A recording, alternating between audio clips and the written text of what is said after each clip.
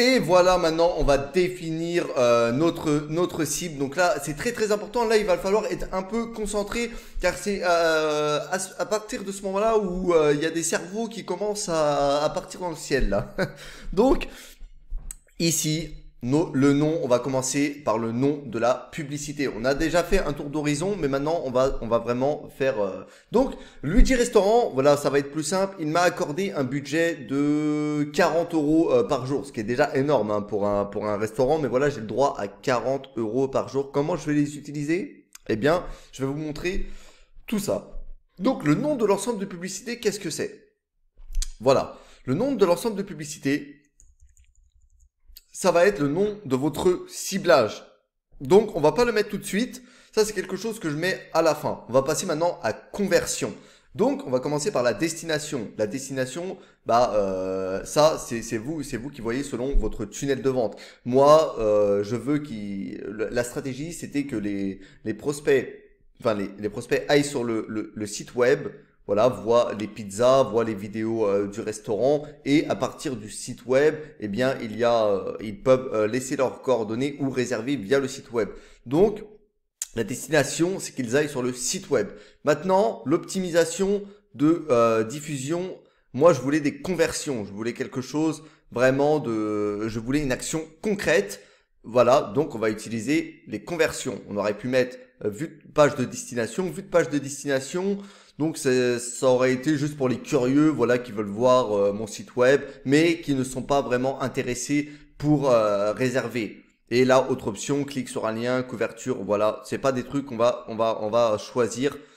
Donc voilà, on va choisir les conversions car moi je veux des réservations. Maintenant le pixel, il va falloir sélectionner le pixel qu'on va utiliser. Donc tout simplement le pixel de votre boutique, de la boutique avec laquelle vous allez faire la publicité de la page. Donc là c'est la page de pixel de Luigi Restaurante. Et là c'est là qu'on va choisir un événement. Qu'est-ce qu'on veut? Quel événement de conversion on veut? Ah, je suis désolé. Désolé, petite imprévue. Donc je mets juste en mode avion. Désolé, voilà. Donc quel événement de conversion on peut avoir? Donc car je vous dis, la conversion, c'est juste une action concrète. Maintenant, des actions concrètes, on en a plusieurs. On va pas mettre achat, démarrage, ajout de paiement, contact, recherche, envoi de demande, vue de contenu, ajout au panier, abonnement. Tout ça, c'est des actions concrètes. Nous, pour notre restaurant, on veut des prospects. Voilà, donc c'est normal que ça soit en rouge. Pourquoi c'est en rouge maintenant? Parce qu'on a eu 0 prospect. C'est normal, la campagne n'est pas lancée. Une fois que vous allez avoir votre première réservation, eh bien le prospect va passer en vert. Donc ce n'est pas grave si c'est en rouge au début. Ne vous inquiétez pas, ça passera en vert lorsque vous aurez votre première conversion de validée par votre pixel. Très bien.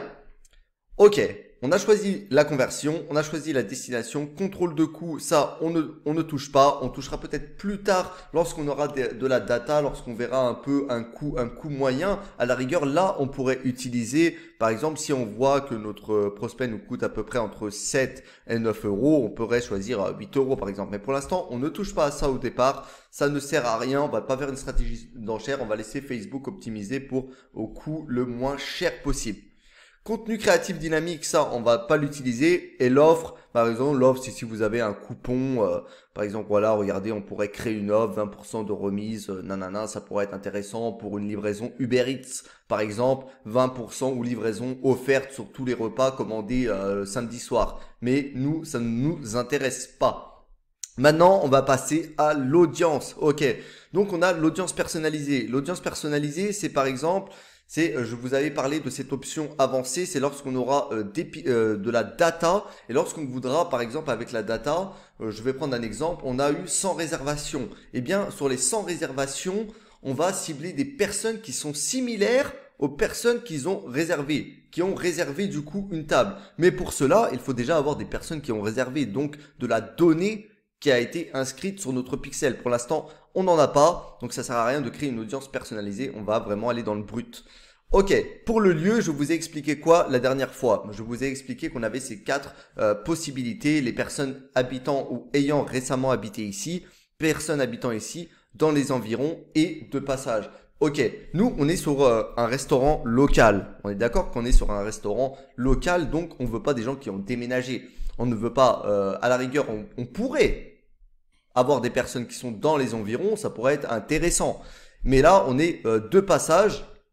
On est deux passages du coup. Deux passages, ça nous intéresse pas honnêtement la probabilité qu'il y ait énormément de personnes et puis on veut des personnes qui seraient susceptibles voilà de revenir dans le restaurant. Donc des personnes vraiment qui habitent à Marseille. Donc là, on a bah c'est toujours on a le lieu France qui est mis de base, c'est normal.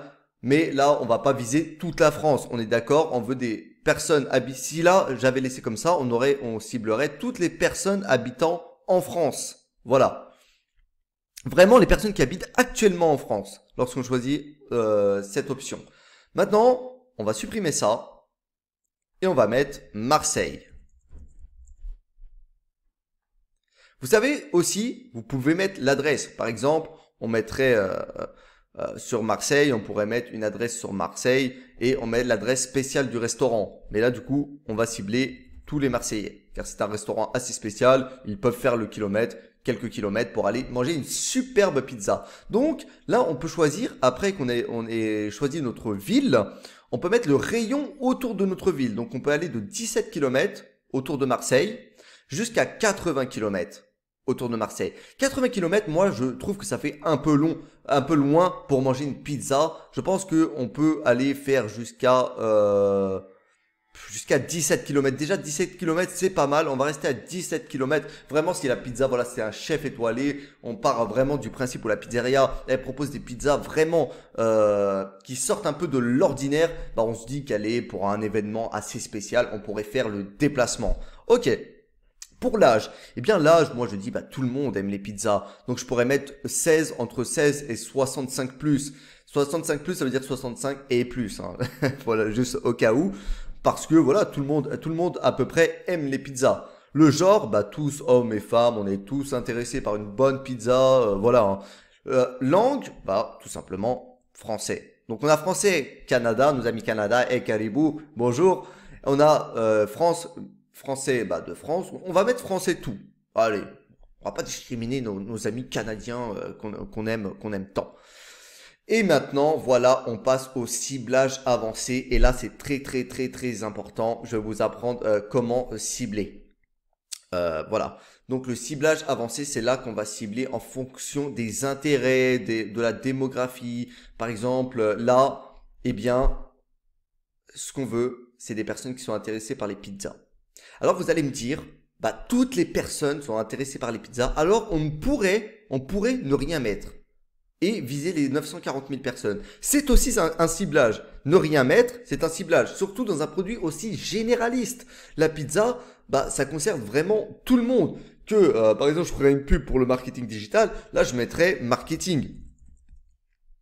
Parce que là, ça serait vraiment niché. Par exemple, hop, marketing. Si je devais faire, moi, je faisais une pub pour la Hunter Academy. Là, je mettrais marketing, car tout le monde n'est pas intéressé par la pub Facebook.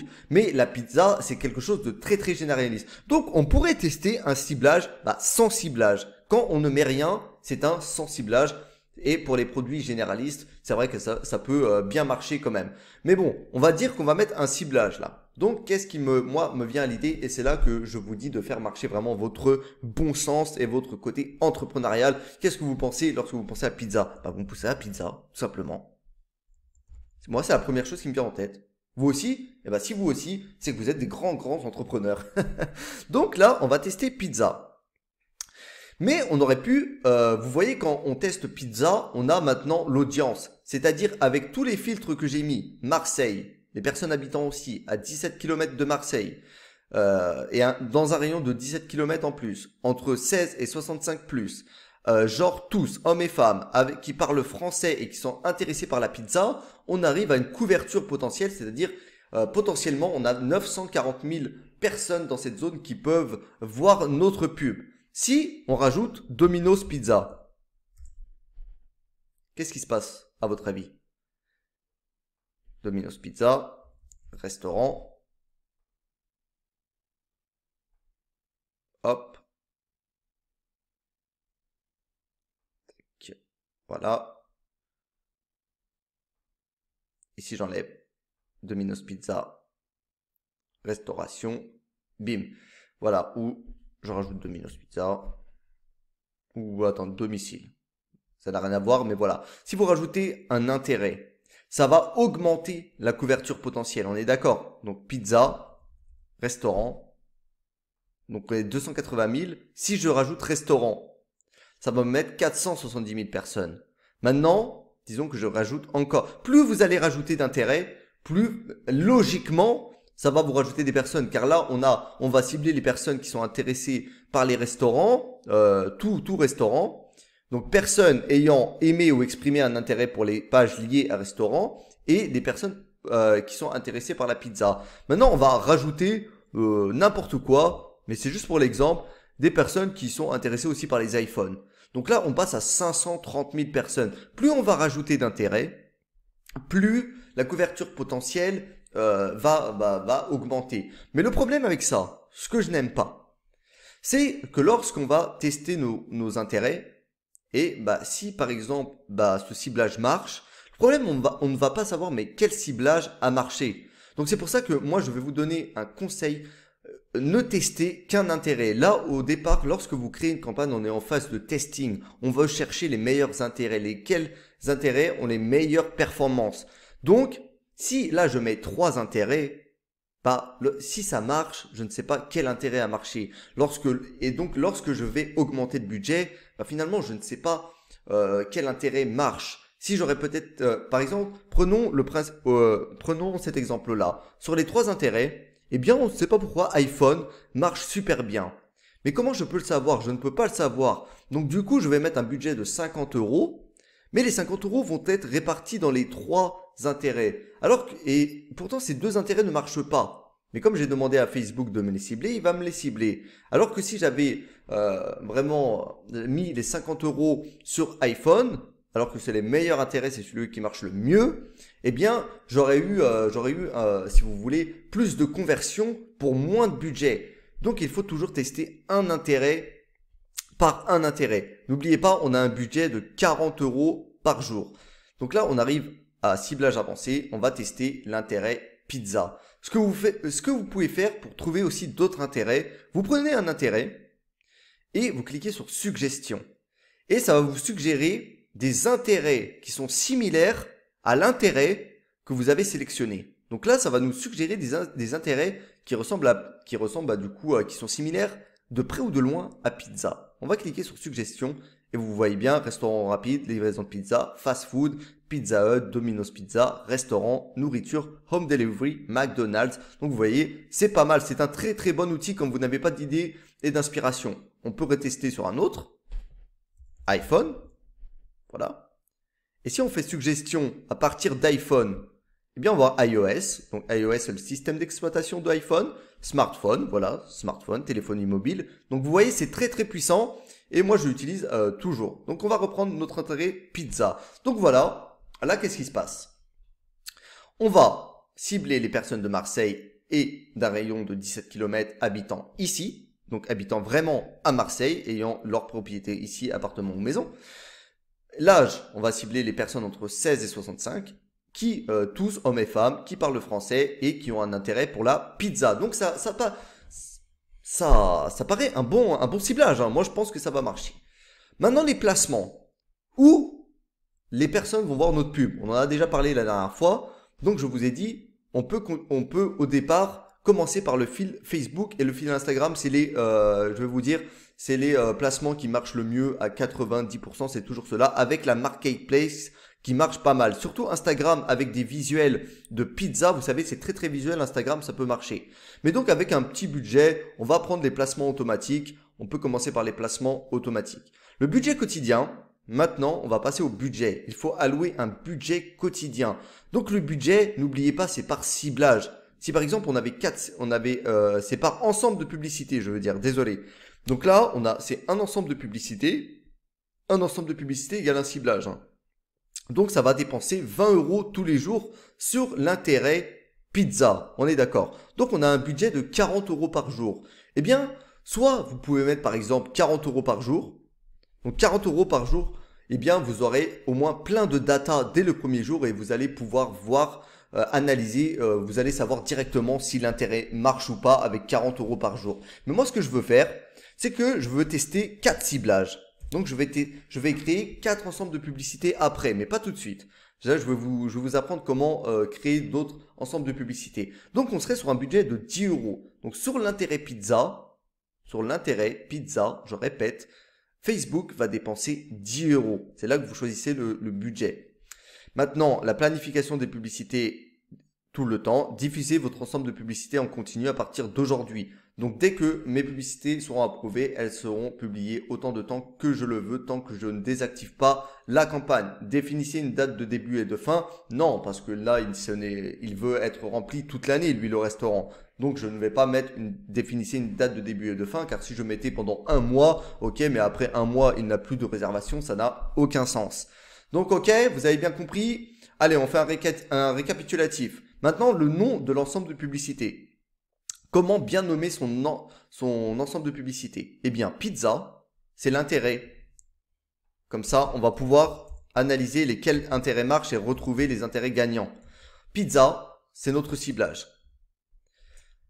Pour pizza, avec tous ces filtres-là dans l'audience, tous les filtres qu'on a mis, on arrive 765+, on a 280 000 personnes qui seraient susceptibles de voir notre pub.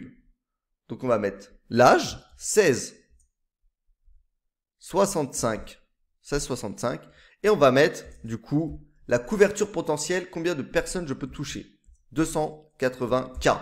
Donc 280K, c'est 280 000. Donc là, les résultats quotidiens estimés, voilà, c'est avec un budget de 10 €. On a une couverture voilà, entre 2300 et 6500, on peut voir notre pub par jour. Et une conversion de à peu près 10 réservations. On a destination, le site web. Donc, on veut que les prospects aillent réserver leur table sur notre site web. On a choisi conversion, on a choisi des prospects car on veut finalement que les personnes s'inscrivent et réservent.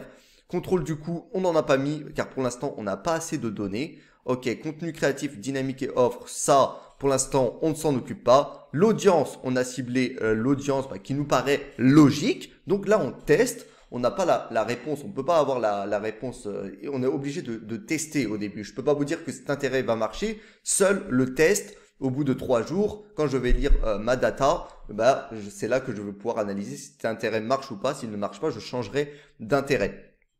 Placement automatique, donc Facebook va placer ma pub un peu partout, sur le fil Instagram, sur le fil d'actualité Facebook et va optimiser avec le temps et dépensera le budget sur les placements qui marchent le mieux. Et on a choisi de mettre 10 € par jour sur l'intérêt pizza. Donc on est bon? Ok, donc vous avez compris maintenant comment cibler sur Facebook. Surtout, faites marcher votre cerveau, votre business, et bien essayez de définir votre cible, votre persona.